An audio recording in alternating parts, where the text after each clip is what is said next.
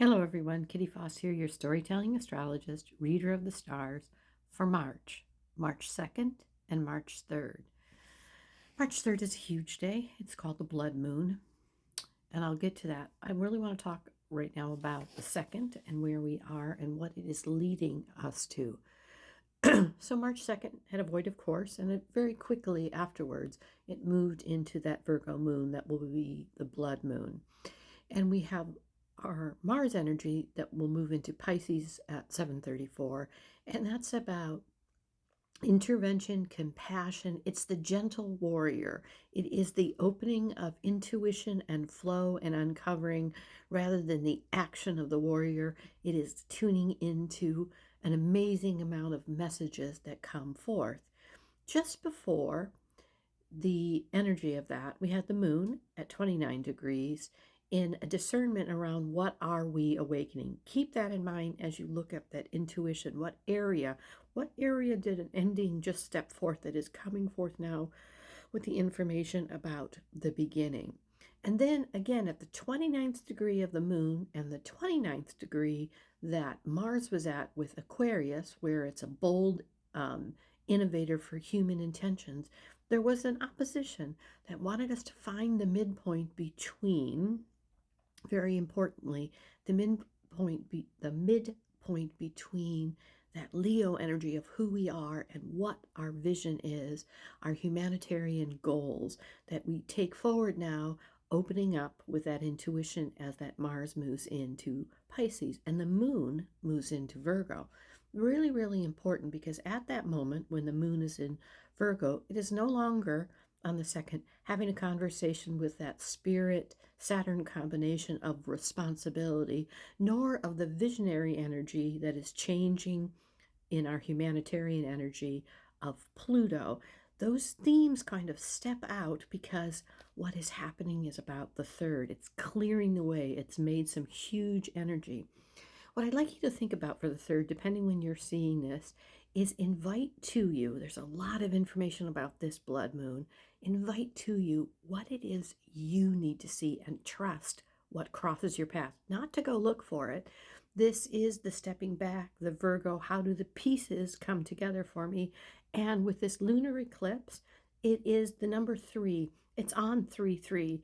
There are places it's at 333. It's in some combination, 633 of 3, a very galactic number.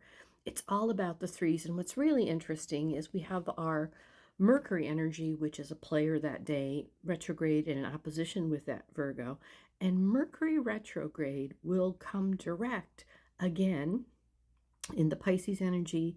It is in a couple weeks on the 20th, the same day we move into Aries, at 333 again. So something Mercury is asking us to, brings us an experience, an awakening, information in that opposition, trying to find the midpoint with those little pieces, is repeating itself throughout this cycle and will come to some kind of fruition on the 20th of March as we start a brand new astrological year.